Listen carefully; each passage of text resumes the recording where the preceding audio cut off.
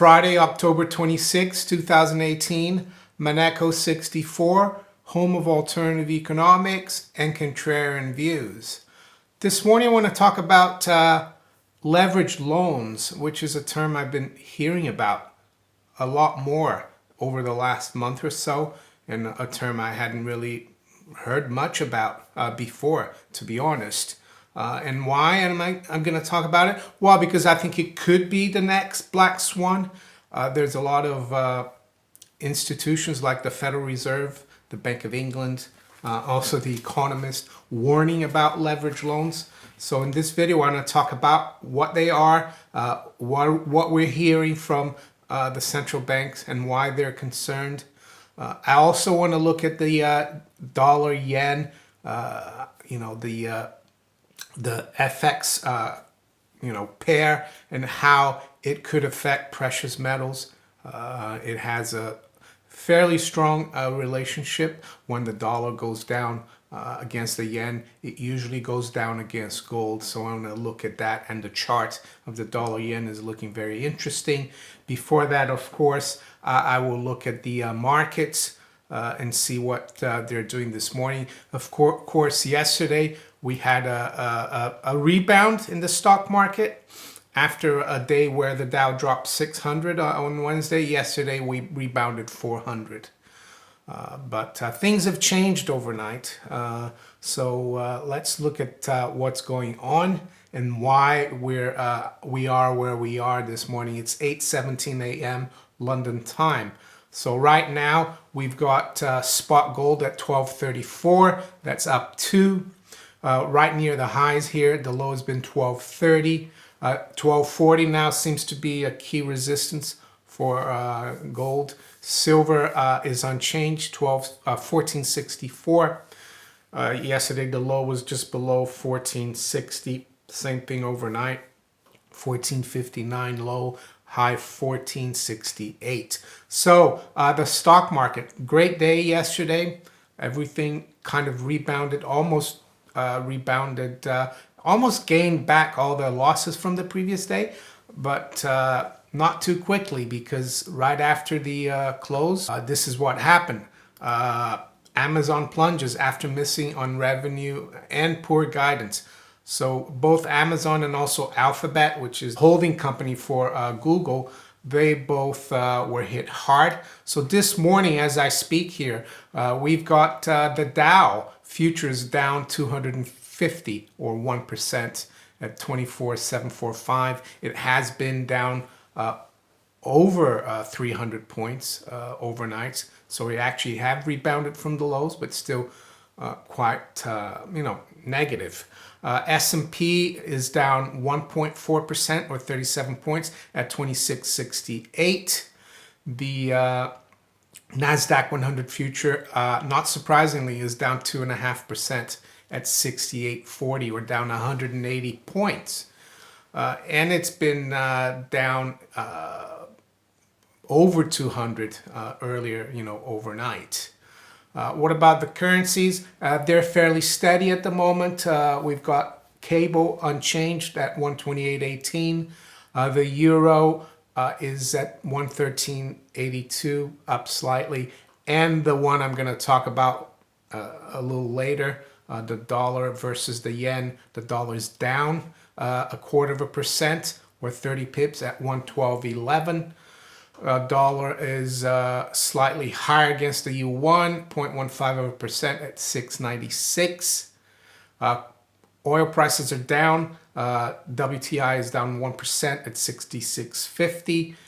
Brent is down 0.8% at 76.15. Let's see the 10-year yield, where we are. 3.11, down 1 basis point. So yeah, bond markets are holding steady because of the weak markets, stock markets. As I said again, I don't believe bonds are a safe haven, but the majority of people still do. So when the stock market drops, they go and buy bonds. Italy, the 10-year yield 350, up 1 basis point. So Italy seems to be off the radar for now, but I still like to keep an eye on it. If you think the Monaco 64 channel adds value to you and you'd like to contribute or help the channel, check the links below in the description. Before I go into leverage loans, let's just have a quick look at the dollar yen. And I've spoken many times in the past of how the yen is a carry trade currency, and all that means is that speculators and investors, because the Bank of Japan has kept rates at zero for so long, for over a decade, even longer than the Western central banks, what people do is, or speculators or hedge funds or investors do, they sell the yen, and by selling it, they borrow in yen. So they take those proceeds, that they, after they've sold the yen and borrowed it, let's say in dollars or sterling or euro, and they buy higher yielding assets. They buy riskier assets. So if the yen starts going up, these speculators, investors are in trouble, because they're, to pay back their loans, they're going to need a lot more of the currency that they invested in. So what do? Well, it's a snowball effect. They close out their risky positions. They buy back the yen, and that's what happens. The yen carry trade. So, and for the last three almost 4 years, whenever the dollar goes up against the yen, gold goes down generally against the dollar. The stock market does well. Riskier assets do well. And I'll show you a chart here of the dollar yen. So whenever this chart goes down, that means that the yen is strengthening, because this is a dollar yen chart. So you can see I drew some circles. The bigger circles are, to show you how you see here the dollar strengthened a lot against the yen. At the end of 2015, as you can see, it made a top there around 125, and that was just the time when gold bottomed at 1,045, and then we dropped lower. The dollar dropped lower around the summer of 2016, and that was when gold actually topped at 1375, and ever since then we've been going up really in the dollar yen. We have had periods where the dollar has dropped, like earlier this year. You can see there the third big circle, and that's when gold topped earlier this year as well, around 1365, I think it was. And then I've got the little circles there, the little shaded circles. It's 4 in a row, and I did that to show you that it looks like this area around 114.50 in the dollar yen is a huge resistance, and it looks like a quadruple top. And right now it looks like the dollar looks to want to go down against the yen. And I think, this is a sign that gold will stay stronger. What about the dollar against the euro and the pound, which makes up, the euro makes up 2/3 almost of the dollar index? That's a different story. So we could still have gold do well, while the dollar index remains fairly neutral or even strong. But if the dollar drops a lot against the yen, that's why gold could go up. And so this is an interesting chart. Leverage loans. Well, the first I heard about leverage loans, was in The Economist a few weeks ago. They were talking about the next recessions. And on this page here, on this special report, they talk about spotting the next, spotting the black swans. And further along, and I'll read from it, it says, America has its own vulnerabilities. The ratio of non-financial corporate debt to GDP has reached an all-time high of more than 73%. And then this is the interesting part. This is when I first heard about, that leverage loans could be a problem. A worryingly large share of recent borrowing has come in the form of leverage loans, an alternative to bonds. The business is reminiscent of the mortgage-backed securities. market, which featured prominently in the global financial crisis. Investors' demand for such securities has rocketed in recent years because payouts vary with interest rates, which have been rising. The size of the market has doubled since 2010 to more than $1 trillion and is now nearly as large as the market for high-yield bonds. Expansion in lending has come to at the expense of credit standards. The share of new leveraged loans considered to have weak protections against default is growing. In the first quarter of 2018, it exceeded 80%. So that's The Economist. And then what drew my attention to this was an article that came out yesterday on Bloomberg. And it says, Fed fires warning shot at Wall Street's riskier loan deals. And lo and behold, it is about leveraged loans. So let's go through this article by Lisa Lee, Jesse Hamilton, Sally Bakewell, and Craig Torres of Bloomberg. I mean, strange. They need 4 people to write an article. But anyway, it says regulator says banks may be lending without adequate controls. Speech marks rare public cautioning amid Trump era debt boom. So I'll go through the article, some parts of the article. It says a top Federal Reserve official fired a rare public warning this Wednesday, saying that banks appear to be chasing increasingly dangerous deals and foregoing protections against borrowers going bust. This is what the Fed guy said. His name is Todd Vermillion. There may be a material loosening of terms and weakness in risk management. That's what he said. And he said as well, some institutions could be taking on risk without the appropriate mitigating controls. So The Economist said that there's over $1 trillion of these things. But this article goes on to say the warnings come after watchdogs have spent most of the year expressing confidence about the health of the $1.3 trillion market for leveraged loans. So it's $1.3 trillion.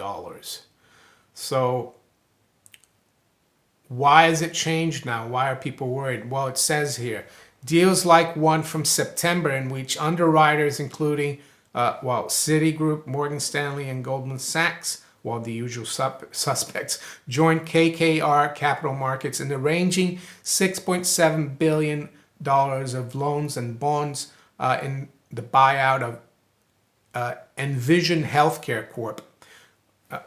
That saddled Envision with a debt load that was around 7 times a measure of its earnings, a level well above the 6 times limit that regulators offered as guidance for banks in 2013.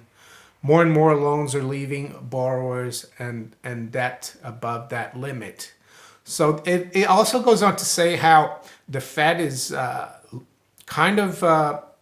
doesn't have the power to tell the banks what to do because you've got Republicans in Congress forcing the controller of the currency not to look into these things because they say they need to change the rules. Congress doesn't have the power to tell banks what to do.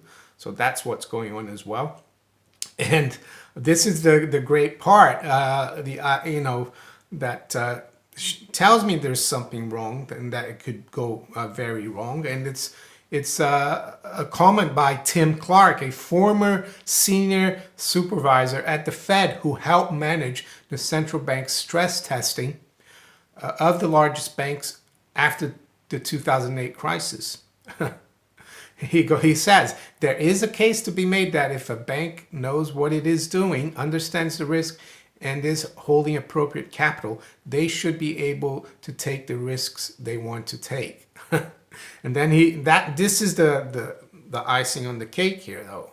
He says, but as we learned during the crisis, it is hard to overstate the capacity of banks to do dumb things, especially when there is a lot of money to be made from trying to keep the party going. So this is quite amazing. And I checked to see if there were derivatives on leverage loans because Wall Street, they love derivatives, right? And I did find something on Bloomberg from July 2014. Unfortunately, I